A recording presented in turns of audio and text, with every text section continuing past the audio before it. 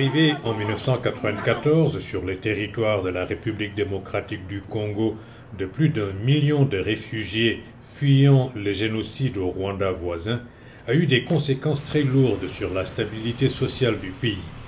En effet, à l'est, les provinces congolaises du nord et du sud Kivu sont aussitôt devenues le théâtre d'affrontements de tout genre. Des rébellions, des bandes armées étrangères et des bandes armées nationales, et la femme, la petite fille, la jeune fille et même le jeune garçon ont été les plus grandes victimes. Ce que vit la RDC, c'est l'hospitalité qui lui était imposée par la communauté internationale de recevoir les réfugiés qui venaient du Rwanda, du Burundi et d'ailleurs.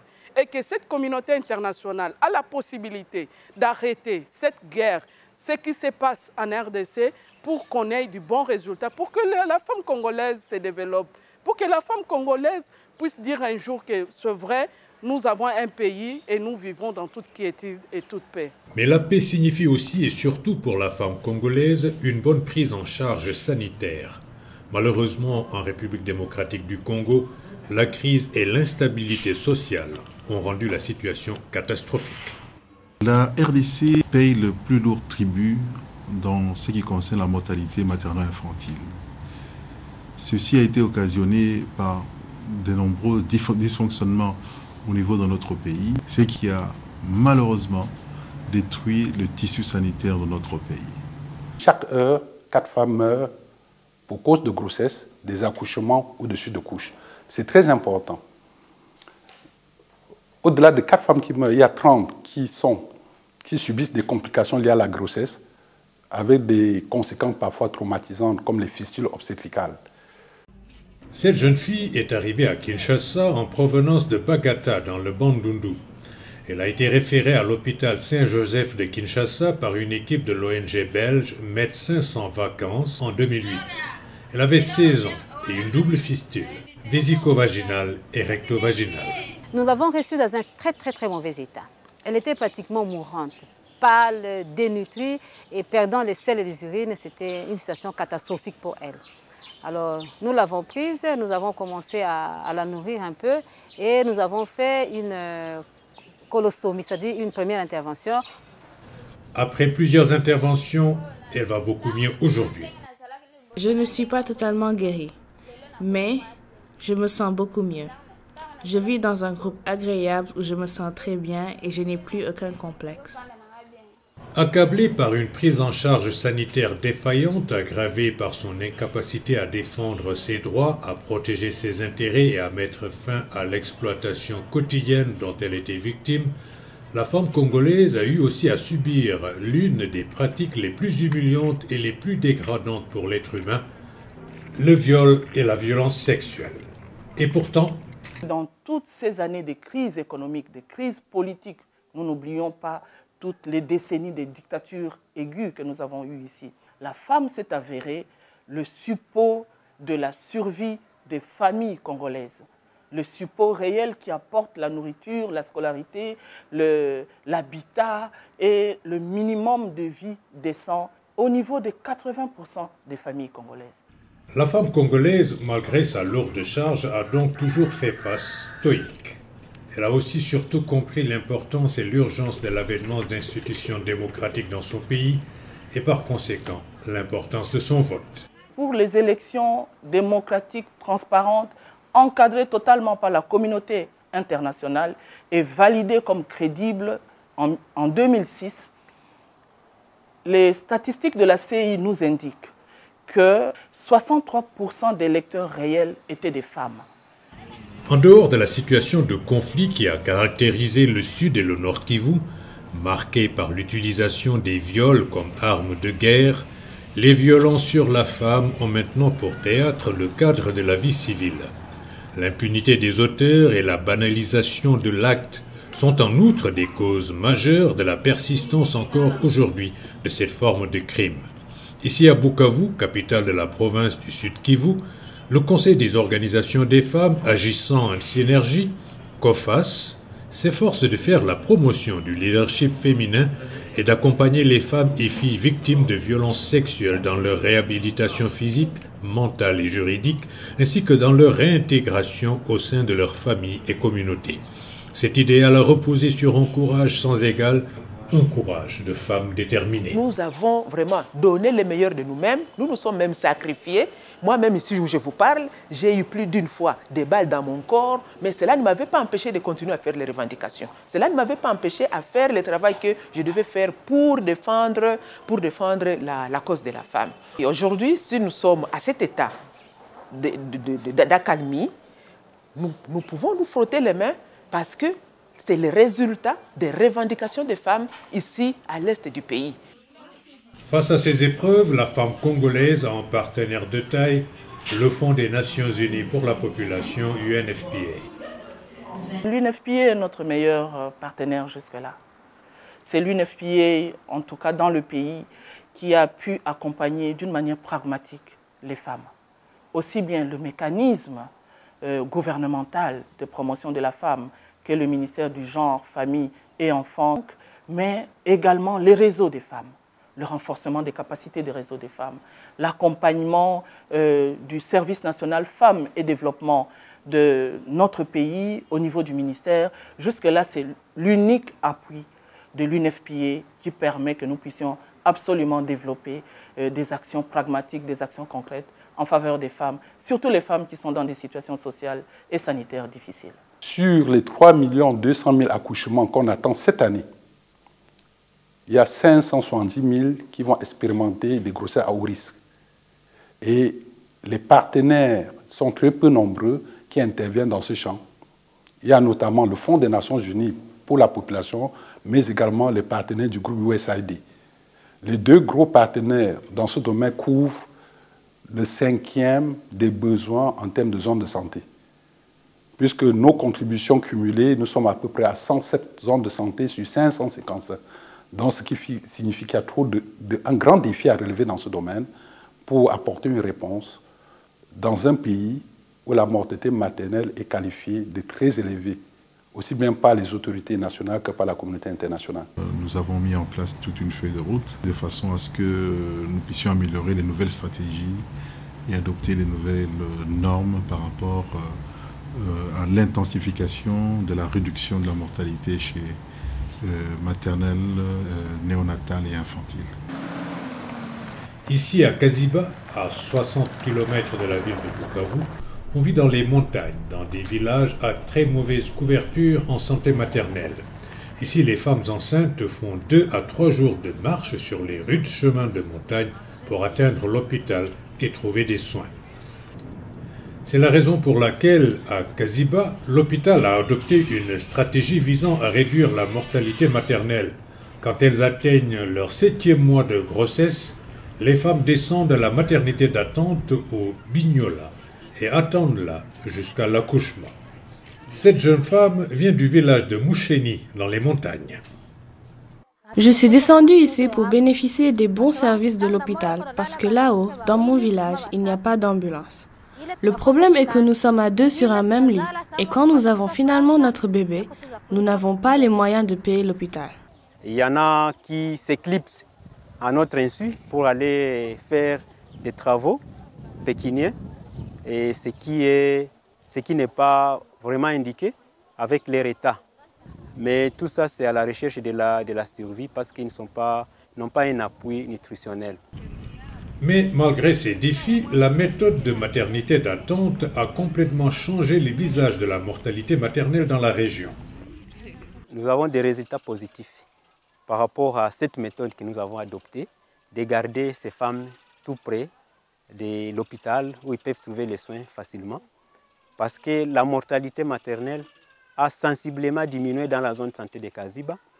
Et actuellement, avec nos rapports de l'année 2009, nous avons enregistré des cas de décès maternels par rapport aux années antérieures où on était à 10 cas ou plus.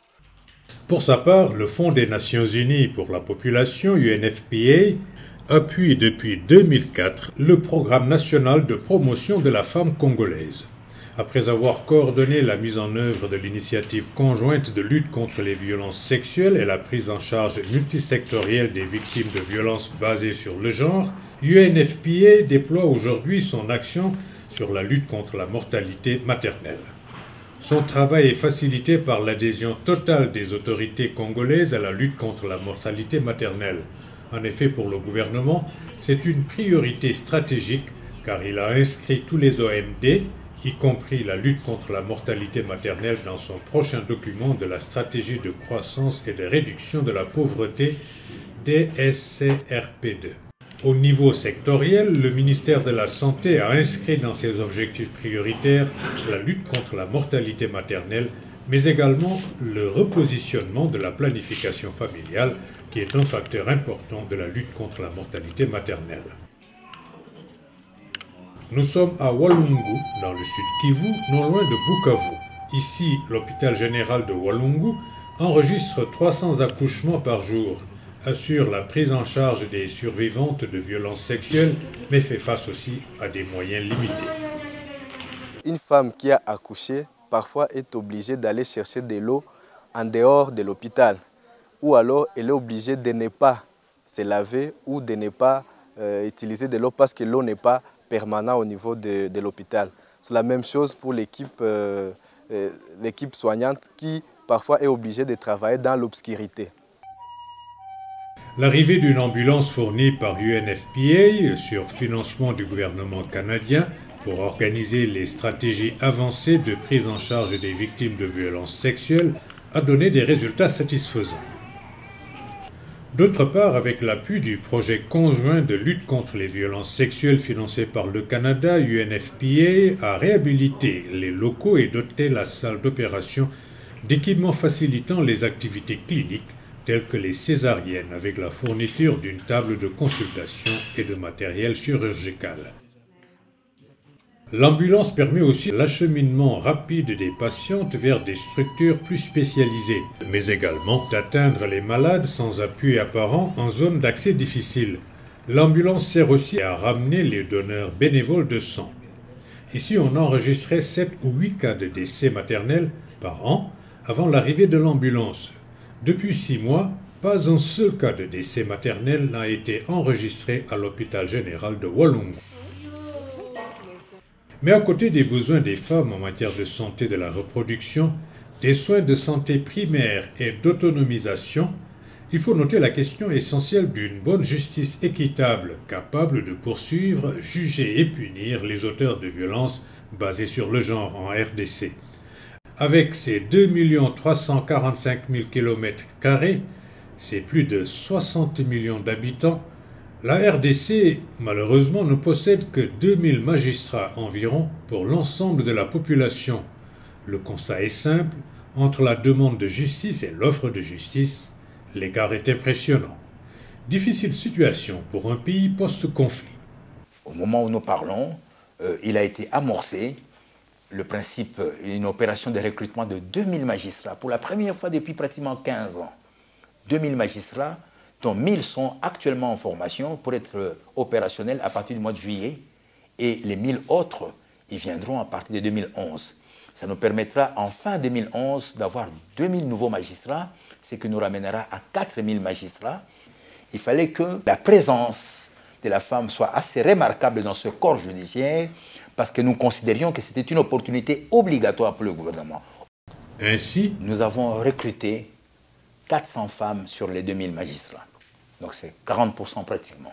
Dans le Nord Kivu, à Goma, la capitale, la prise en charge des femmes et jeunes filles victimes de violences est renforcée par UNFPA avec l'appui du gouvernement canadien au bénéfice de plusieurs associations de la société civile telles que le groupe d'entraide et de solidarité médicale GESOM.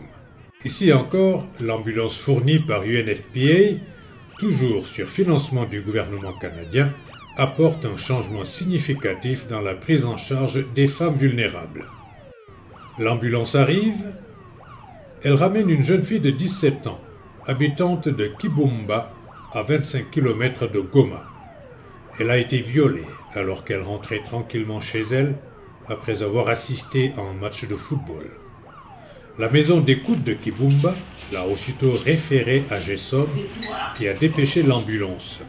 Elle est venue rejoindre les 33 victimes hospitalisées au centre médical GESOM. Dans cette prise en charge médicale, à part l'administration de médicaments que nous donnons, nous prenons aussi en charge les cas de traumatismes liés au viol, comme la réparation des fistules urinaires, les cas qui viennent avec des prolapsus utérins, nous les prenons aussi en charge en réparant ce prolapsus, soit on finit par une hystérectomie. À part cette prise en charge médicale, en collaboration avec nos partenaires, nous faisons aussi la prise en charge psychosociale des victimes sur place au moyen des conseillers formés qui sont sur place ici au centre médical. Une dizaine de jours après son accession au centre GESOM, la jeune victime, très satisfaite de sa prise en charge, se sent prête à rentrer chez elle.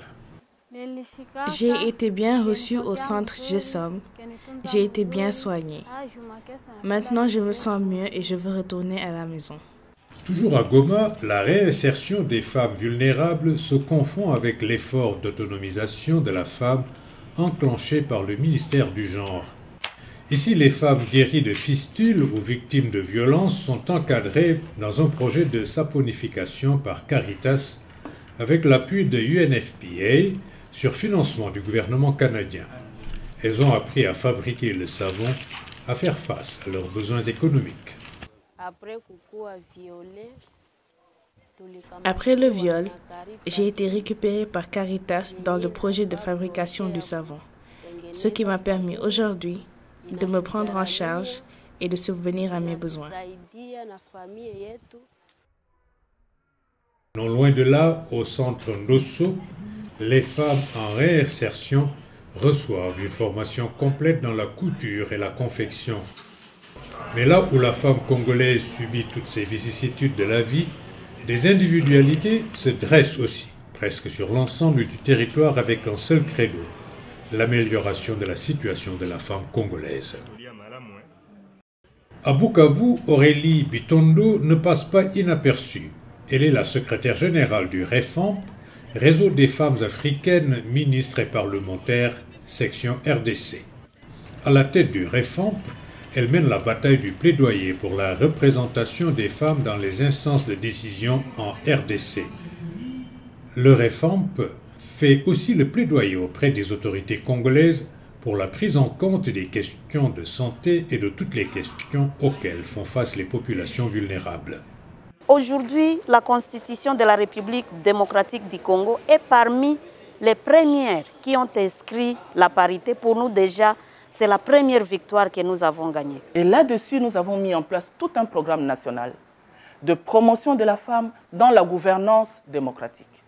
C'est dire que nous voulons appuyer, accompagner la femme, renforcer ses capacités pour que naturellement, qu'elle puisse s'insérer dans les voies démocratiques de participation au pouvoir. En tant qu'électrice, elle l'est déjà 63%, mais également en tant que la personne élue qu'on doit élire pour arriver jusqu'à 50% de la parité.